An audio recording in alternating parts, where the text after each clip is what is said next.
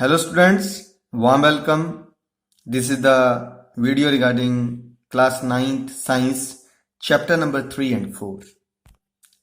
Actually, for me it is difficult to teach third and fourth lesson separately because the material or the subject matter is too much interrelated and it is placed not as per my thought. It is not placed properly. So हम इसको mix करके ही पढ़ाता हूं, मैं mix करके ही आपके साथ चला हूं। तो अभी इस वीडियो से पहले जो हमने किया है, let's have a look over that. अगर जरा बुक में देखें तो देखिए 4.5 पे एटॉमिक नंबर और मास नंबर है एंड 4.3 पे क्या है, this is the electronic distribution. So it's very tough for a student to understand the electronic distribution before क्या चाहिए उसको, atomic mass, atomic number, electron, proton, neutron, the subatomic particles. तो हमने थोड़े से सब एटॉमिक पार्टिकल आपको बताए हैं। हमने ये कवर कर लिया है कि किस तरह से इलेक्ट्रॉनिक कन्फिगरेशन हमने valence, valency, atomic number, atomic mass. हमने 3.3 में आयन की बात की थी, है ना, कि आयन कैसे बनते हैं। जब हमें बेटे वैलेंसी नहीं पता, वो 4th लेसन में करवाई है, तो 3rd लेसन में आयन बनाने सिखाएं। हम आयन कैसे बनाएंगे अगर हमें इलेक्ट्रॉनिक कन्फिगरेशन नहीं पता। तो आपके लिए एक आसानी करने के लिए पहले हमने 4th लेसन को कवर किया, 3rd में आपको आयन करवाए।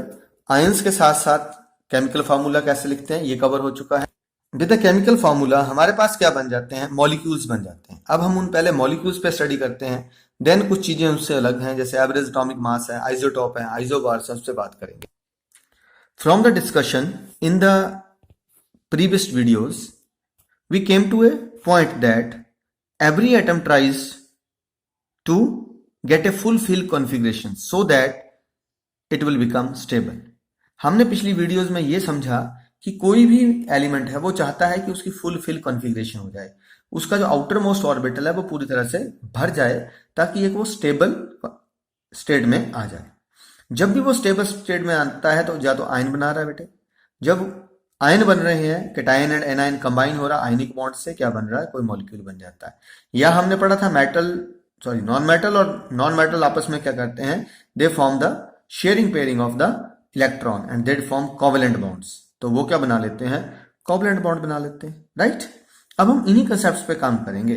तो हमारे पास क्या बन गया, जब इस तरह से वो चीजें कंबाइन हुई, that is called molecular formula. उसको क्या नाम दिया गया, मॉलिक्यूलर फार्मूला कहा गया। अब question raises, what is molecule, how to define the molecule. तो it is defined as smallest particle of an element or a compound that is capable of independent existence and show all the properties of that substance। कहता है किसी substance का वो छोटे से छोटा हिस्सा, ठीक है, ये एलिमेंट का भी हो सकता है या दो डिफरेंट एलिमेंट का जुड़ा भी हो सकता है, और इसका इंडिपेंडेंट एग्जिस्टेंस रहता है और उस सब्सटेंस की सारी प्रॉपर्टीज को शो करता है, then it is known as molecules. बात समझ आ गई कि मॉलिक्यूल क्या रहा है, एक तो इंडिपेंडेंट एग्जिस्टेंस है, एटम का इंडिपेंडेंट एग्जिस्टेंस नहीं होता है। डिफरेंस समझ गए, atom may or may not have independent existence but molecule always have independent existence। ये दोनों का डिफरेंस रहता है। तो यहां से हमें मॉलिक्यूल की डेफिनेशन लगी पता, it is defined as smallest particle of element और ए कंपाउंड। मैं फिर बोल रहा हूं, हो सकता है सिर्फ एलिमेंट ही मॉलिक्यूल की फॉर्म में हो या कंपाउंड आपकी इस फॉर्म में हो, that is capable of independent existence. सबसे बड़ी बात है कि इंडिपेंडेंट एग्जिस्टेंस रहती है, and show all the properties of that substance. ठीक है, अब हम देखते हैं किस तरह से हो सकता है। एटम्स ऑफ सेम और different elements can join together to form molecule. हमने कहा एटम्स जो सेम हो सकती हैं, अकेला हो सकता है, डिफरेंट एलिमेंट्स हो सकते हैं, आपस जुड़ते हैं और मॉलिक्यूल बना लेते हैं। अब एक मॉलिक्यूल बनाने में जितने एटम लगेंगे दैट इज कॉल्ड एटॉमिसिटी। क्या बोलते हैं उसको हम, atomicity. Number of atoms present in any molecule is called atomicity. Clear. अभी थोड़ा डिस्कस करते हैं कैसे निकालते हैं एटॉमिसिटी। हाँ जी, एटॉमिसिटी निकालने की बात कर रहे हैं। सबसे पहले हम निकालते हैं एटॉमिसिटी एटम की। आपने बेटे पीरियोडिक टेबल देखा होगा, है ना। पीरियोडिक टेबल में ग्रुप नंबर कौन सा था, 18 था। उसमें हमने पढ़ा था उनकी वैलेंसी पहले क्या है, 0 है। अगर उनकी वैलेंसी 0 है तो वो क्या रखते हैं, अकेले एग्जिस्ट करते हैं ना। जैसे फॉर एग्जाम्पल मैंने बात की हीलियम, तो हीलियम अकेला ही होता है, तो उसकी एटॉमिसिटी कितनी होगी, 1, राइट। अगर आगे चलते हैं, ठीक है, ऑर्गन 1, नियॉन 1, ये सारे एक एक एटॉमिसिटी वाले हैं क्योंकि ये अकेले भी एग्जिस्ट कर लेते हैं, इनकी वैलेंसी 0 है, फुलफिल कॉन्फ़िगरेशन है, इसलिए इसको जुड़ती हैं, तो ऐसे को हम क्या बोलते हैं, मोनोएटॉमिक। क्या बोलते हैं इनको हम, मोनोएटॉमिक। उसके बाद चलते हैं अगलों पे। जैसे कई बार हमने हाइड्रोजन गैस पढ़ी H2, तो कितने हैं इसके पैर में, 2, ठीक है। ऑक्सीजन गैस O2, ठीक है, तो ये हो गए। तो जिनमें ये कंडीशन रहती है दे आर कॉल्ड डाइएटॉमिक, तो वो तो डाइएटॉमिक हो गए। आगे चलते हैं, कई बार 3-3 वाले कंबाइन होते हैं, 4 वाले कंबाइन होते हैं, 5 वाले कंबाइन होते हैं। अभी हम सिर्फ किसकी बात कर रहे थे बेटे, एलिमेंट वाले की, है ना, इसलिए मैं अभी 3-4 वालों की बाद में बात करता हूं। तो एलिमेंट में उसके बाद आता है 4 वाला, तो 4 वाले को क्या बोलेंगे हम, टेट्रा एटॉमिक। कैलकुलेट कैसे करते हैं इसको, जैसे P4 है, फॉस्फोरस P4 की फॉर्म में एग्जिस्ट करता है, तो इसके 4 एटम आपस में इकट्ठे रह गए, तो एटॉमिसिटी इज 4। 4 से अगर ज्यादा हो जाए तो हम उसको क्या बोलते हैं, पॉलीटॉमिक बोल देते हैं। क्या बोलना उसको हम, पॉलीटॉमिक। पॉलीटॉमिक में कौन सा एलिमेंट है जो एग्जिस्ट करता है और जिसकी क्या है, एटॉमिसिटी 4 से ज्यादा है, that have atomicity more than 4, it is S8। जो सल्फर है इसके 8 जो है एटम्स इकट्ठे होके एक क्या बनाते हैं, मॉलिक्यूल बनाते हैं, तो then atomicity of sulphur is 8, right. Question कई बार आता है कि what is the structure of 8, it is just like the crown of the queen. जो क्वीन है, जो रानी है, उसके मुकुट में इस तरह से इसको अरेंज किया जाता है कि 8 जो एलिमेंट हैं वो एडजस्ट हो जाए। अगर आप देखेंगे तो इसमें 8 कॉर्नर्स आ गए, देखिए 1, ये 2, 3, 4, 5, 6, 7, 8, राइट। तो यहाँ sulphur 1, sulphur 2, sulphur 3, sulphur 4, sulphur 5, sulphur 6, sulphur 8, तो ये सल्फर 8, तो दिस इज ऑल। तो ये किसकी तरह रहता है, जिससे जस्ट लाइक द क्राउन। तो क्राउन की तरह अरेंजमेंट किसमें रहता है, S8 के अंदर रहता है, तो इट इज पॉलीएटॉमिक। तो these are the molecules of atom. तो हमने क्या पढ़ा कि जो एटम के मॉलिक्यूल्स रहते हैं, ठीक है ना, एलिमेंट्स की तरफ से डायरेक्ट एलिमेंट हमने कोई कंबाइन नहीं किया है, तो अगर सिंगल कंबाइन हो रहा तो मोनोटॉमिक। एटॉमिसिटी ऑफ जहां दो एक ही एलिमेंट के आपस में फिर से, तो डाइटॉमिक। एक ही आपस में फिर से टेट्राटॉमिक, एक ही मोर देन 4 हो गए तो polyatomic. Now in the case of compounds, हमने कंपाउंड क्या पढ़े थे, it is the combination of 2 और more elements in the fix proportion. Proportion क्या रहना चाहिए, फिक्स रहना चाहिए। अब जैसे फॉर 3 की बात कर रहा था मैंने, वाटर की, सबसे पहले वाटर ले लेते हैं, ठीक है। वाटर में हाइड्रोजन कितने हैं, 1। ऑक्सीजन के पैर में कुछ नहीं, मतलब ऑक्सीजन के सबस्क्रिप्ट में कुछ नहीं है, तो इसका मतलब 1 है, तो कितनी एटॉमिसिटी होगी वाटर की, 3, ठीक है जी, इजी है ना। और अगर हम आगे चलते हैं, ऐसे लिखा हुआ Al2O3 एल्युमिनियम ऑक्साइड। अब बेटे इसका ध्यान रखना, ये मत ए को अलग मत गिनना, एल को अलग मत गिनना, ठीक है ना। Why, because Al the symbol of one element, एक ही एलिमेंट का सिंबल है ये। एक कैपिटल होगा फर्स्ट है ना लेटर, और सेकंड लेटर क्या होगा, स्मॉल होगा। तो एल्युमिनियम के कितने एटम है, 2। ऑक्सीजन कितने हैं, 3। Atomicity is 5। क्लियर, हाँ जी। और बताइए, अच्छा एक और बोल रहे, कहते हैं MgOH चॉइस की कर दो। MgOH choice is the magnesium hydroxide, right. हमने प्रैक्टिकल भी किया इसका भी, मैग्नीशियम रिबन को जला के देखना है तो प्रयोगशाला में जाइए, विज्ञान अंश को क्या कीजिए, सब्सक्राइब कीजिए, और उसके अंदर प्रयोगशाला में प्रैक्टिकल हुआ है मैग्नीशियम का, आप देख सकते हैं बेटे। अब Mg के पैरों में कुछ नहीं था, Mg कितने हैं, 1।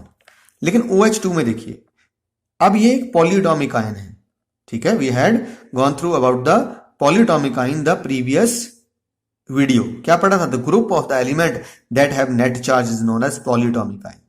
अब हियर इज O के सबस्क्रिप्ट में 1, H के पैरों में भी 1, बट जो बाहर है वो सबको मल्टीप्लाई करेगा, तो O कितने हो गए, 2 1 जा 2, और H कितना हो गया, H हो गया 2 1 जा 2, तो नेट कितने हो गए, इट इज 5, तो एटॉमिसिटी इज 5। इजी लग रहा है, हाँ जी। एक और एग्जांपल लेनी है ऐसी, ले लीजिए। हमने एग्जांपल ली किसकी लें, अच्छा हाँ, Al2SO4 की बात कर रहे हैं। देखिए बनाना कैसे, अगर भूल गया केमिकल फार्मूला, हमने एल्युमिनियम की बैलेंसी पढ़ी थी, 3 है, और सल्फेट पॉलीटॉमिक आयन है, इसकी कितनी है, 2 है। ये इसके पैरों में, ये इसको पैरों में, and the formula changes to Al2SO4 thrice, right.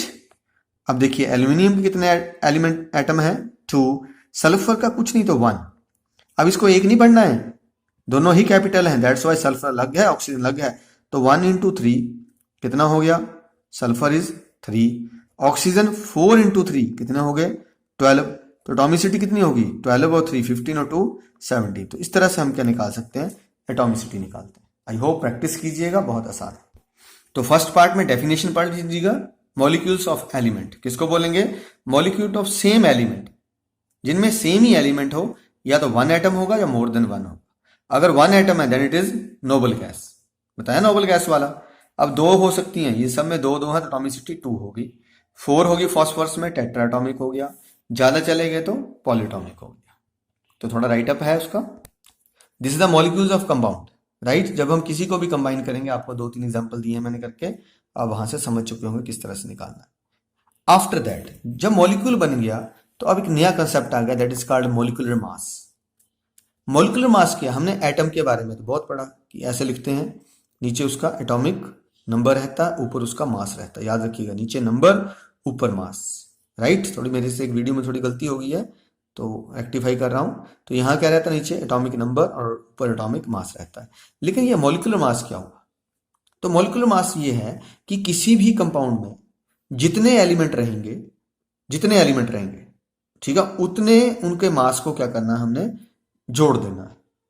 और हर एटम का जोड़ना, एलिमेंट हाइड्रोजन के 2 एटम है तो दोनों का ही मास जुड़ेगा, ऑक्सीजन का 1 एटम है तो इसका मास जुड़ेगा, राइट। तो उसका जो सम टोटल आएगा that is called molecular mass. तो definition of molecular mass is the sum total of the atomic masses of the atoms of various elements present in any molecule is known as molecular mass. क्या बोला, sum total है atomic masses का, सारे के सारे atoms का, जिस मर्जी एलिमेंट के थे, किसी मॉलिक्यूल में जितने होंगे उनको जोड़ के वो उनका मॉलिक्यूलर मास बन जाएगा। यहां एग्जांपल दी है H2O की, मैंने थोड़ी सी देखते हैं। तो H2O में क्या आया, हाइड्रोजन कितने हैं 2, और हाइड्रोजन का मास कितना होता है 1। मैंने लिखा मास 1, नंबर ऑफ एटम 2, 2 1 जा 2, 2 आ गया। ऑक्सीजन की बात करते हैं, एटॉमिक मास होता है 16, ये आपका पीरियोडिक टेबल से मिल जाएगा। और नंबर ऑफ एटम कितने हैं 1, तो 16 1 जा 16, टोटल जोड़ के 18 आ गया, एंड यू इसके साथ सिंबल, ठीक है, यूनिट हो गया। तो इस तरह से हम इसको कवर करेंगे। और यू है क्या बेटे, एटॉमिक मास यूनिट। यू क्या है, एटॉमिक मास यूनिट। लेटस हम एक दो और प्रैक्टिस करके देखते हैं ताकि आपको बहुत आसानी से समझ आ जाए। हम एक और फार्मूला लेते हैं आसान सा ही पहले। चलिए हम लेते हैं पहले Na2, हमने लिया सोडियम ऑक्साइड, राइट। अब इसमें कितने एलिमेंट हैं, N और A एक ही एलिमेंट, हमें पता है पहला कैपिटल दूसरा स्मॉल है तो एक ही एलिमेंट है। तो मेरे पास एलिमेंट हो गया Na, और दूसरा एलिमेंट कितना बेटे O है। ये तो मुझे पता लग गया मेरे इस कंपाउंड में कौन कौन से एलिमेंट है। अब दूसरे पॉइंट में मुझे क्या चाहिए, नंबर ऑफ एटम्स। अब मुझे इसके नंबर ऑफ एटम देखने हैं। N के सबस्क्रिप्ट में 2 है तो 2 ही एटम है, लेकिन ऑक्सीजन के पैरों में सबस्क्रिप्ट कोई नहीं है, इसका मतलब इसमें 1 एटम, ठीक है। अब मुझे को कितने से मास, इसको किससे मल्टीप्लाई करना है, इसके एटॉमिक मास से। अगर एटॉमिक मास देखता हूं बेटे, तो सोडियम का एटॉमिक मास रहता है 23 एटॉमिक मास यूनिट। यू को क्या पढ़ना है, एटॉमिक मास यूनिट। और ऑक्सीजन का तो हमने ऊपर पढ़ा भी 16, तो ये 16 हो गया। अब 23 2 जा, दिस इज 46, 16 1 जा 16, तो नेट मास कितना हो गया, 6 और 6 12, 4 1 5 एंड 6, तो 62 एटॉमिक मास यूनिट इसका किसका आ गया, मॉलिक्यूलर मास आ गया N2O। समझ गए, या कुछ और देखना है बता दीजिए, अगर लग रहा है तो कर लेते हैं, नहीं लगना तो ठीक है। देखना कुछ और, चल देखते हैं। K2 Cr2 O7, ये मैंने आपको घर को दे दिया, आप इसकी प्रैक्टिस कीजिएगा, ठीक है। अगर आप पीरियोडिक टेबल देखेंगे तो आपको सारे के सारे मास मिल जाएंगे। K पोटेशियम है, ठीक है, O का आपको पता है। पोटेशियम की बात करेंगे, आसान है, 39 है, तो इस तरह से कुछ को कोशिश कीजिएगा। चलिए आगे चलते हैं। Next is formula unit mass. अब क्या आ गया, फॉर्मूला यूनिट मास, तो इसे क्या बोलेंगे, it is the sum of the atomic masses of the all atoms in a formula unit of compound. ध्यान रखिए, उसमें जितने होंगे उसमें हमें कैलकुलेट करेंगे। इसमें आपको एक यूनिट में कुछ नहीं, आपने एक यूनिट कैलकुलेट करना है, तो एक यूनिट में जितना उसका मास आएगा वो क्या कहलाता है, फॉर्मूला यूनिट मास। ठीक है, इट इज द मास, ठीक है, it is the mass of the all the atoms present in a single formula unit of any compound. अब हम फार्मूला यूनिट मास कैलकुलेट करेंगे। सेम ही है, हमने फार्मूला लिया K2C2, ठीक है, K2CO3 पोटेशियम कार्बोनेट। अगर इसके आगे 2 लगा होता तो मैं सारा आंसर जो 2 से मल्टीप्लाई करता, कुछ नहीं लगा है, जनरल बात कर रहा हूं अभी। तो वही मेथड है, पहले एलिमेंट लिख दो, फिर क्या लिखना है आपने उसका ए क्या होता है atomic mass multiply by number of atoms, फिर आंसर आ जाएगा। तो सबसे पहले के की बात करते हैं, एक के हो गया, दूसरा कौन है कार्बन सी है, और ओ कैपिटल है इसलिए ऑक्सीजन है। अगर कहीं ऐसा लिखा होता सी के साथ बेटे स्मॉल, तो ये ऑक्सीजन ही होता, तो ये बन जाता कोबाल्ट। तो क्या बनता कोबाल्ट, इसलिए अलग अलग लिखना है। तो अब के देखिए, के का एटॉमिक मास सी का और ऑक्सीजन का, के की बात की है कितना होता है याद है कुछ 39। कितने एटम है इसमें 2। कार्बन कितना होता है 12, कितने एटम है 1। ऑक्सीजन कितना होता है 16, एटम कितने 3। तो जब हम इसको मल्टीप्लाई करेंगे तो हमें आंसर मिल जाएगा। तो 39 2 जा इट इज 78, 12 1 जा 12, 16 3 जा 48। ठीक है जी, कुछ गलती हो चेक कर लीजिएगा। 8 और 2 10, 10 and 8 18, राइट। 7 और 1 8, 9 9 4 13। तो 138 यूनिट यहां भी वही रहेगा, एटॉमिक मास यूनिट यू ही लगाना है। तो इस तरह से कर दिया। लेकिन अगर बाई चांस इसको इस तरह से लिख के देते तो आपको कुछ नहीं करना था, जो ये आंसर था इसको अगेन 2 से मल्टीप्लाई कर देना था।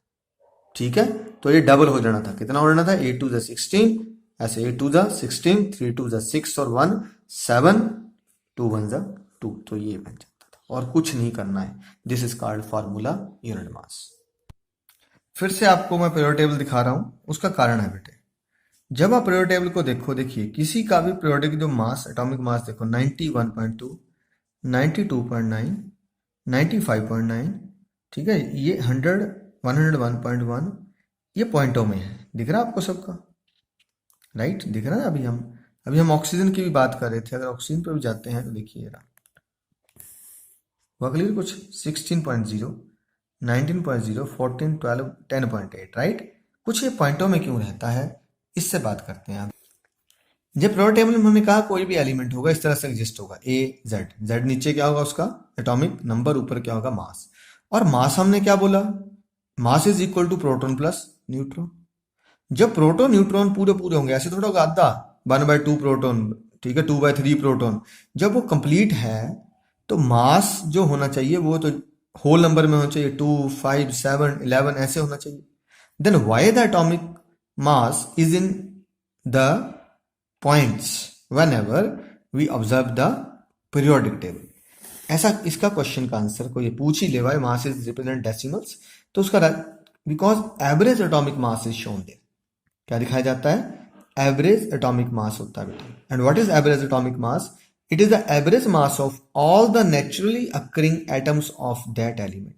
कोई एलिमेंट है, उसके अलग अलग फॉर्म्स हो सकते हैं जिनको आइसोटॉप्स कहते हैं। क्या कहते हैं, आइसोटॉप्स। तो वो नेचुरल अकरिंग जितनी भी एटम्स होती हैं उनकी परसेंटेज देखी जाती है, फिर उनका एवरेज मास निकाला जाता है, that is called average atomic मास। यहाँ एक का निकाल के आपकी बुक से ही किया कंसर्न मैंने। तो एग्जांपल दी हुई है कि जो क्लोरीन है इट हैव 2 आइसोटॉप्स, क्लोरीन के 2 आइसोटॉप हैं, एक 35 और एक 37, राइट। एटॉमिक नंबर सेम है, सिर्फ मास नंबर डिफर किया है। और 35 जिसका एटॉमिक, ठीक है, the chlorine with the atomic mass 35, it is 75%. The ratio of its existence is 75% in the nature, while chlorine with the mass 37 have only 25%. ठीक है, इसमें सिर्फ ये 25% है नेचर में, ये 75% है। अब हम एवरेज मास कैसे निकालते हैं, इसका फार्मूला होता है mass into percentage by 100 plus mass of second into percentage by 100 plus so on, ऐसे चलते जाना। तो हमारे पास पहले का मास कितना है, it is 35, and what is the percentage nature, multiply by 17 5/100 plus, अब सेकंड को चलेंगे ऐसे हम, it is 37 into percentage of existence 25। अगर और होता तो और आगे चलते रहते, right.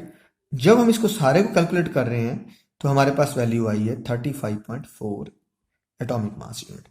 That's why average atomic mass is shown. And जब भी हम पीरियोडिक टेबल को देखते हैं तो मास किस में दिखता है, मैक्सिमम पॉइंट्स में दिखाई देता है। I hope it is clear now. बात करते करते एक और नया टर्म पढ़ा अभी, आइसोटॉप्स। तो आइसोटॉप क्या बताए, ठीक है, the atoms of the same element having same atomic mass but different, same atomic number but different atomic masses. तो different atoms of an element, those have same atomic number but different mass number are known as isotopes. इस isotopes के बारे में next video में करते हैं cover. I hope 20 minutes is enough. Now question time related to these. Calculate the molecular masses. अभी आपको बताया कैसे निकालना और फॉर्मूला यूनिट मास निकालना है। यहाँ कुछ आपको दे रखे हैं मासेस, नहीं हो तो आप प्योर टेबल अभी आपको दिखाया है, पहले पूरा शो भी किया है, तो उसमें से आप इसको यूज कर सकते हैं। Similarly, sixth question of exercise is here. Calculate the molar mass of the following substance: ethyne, sulphur, phosphorus बताया P4 की फॉर्म में, हाइड्रोक्लोरिक एसिड और नाइट्रिक एसिड। इनको कवर कीजिएगा। तो पढ़िए, आगे बढ़िए। जय हिंद।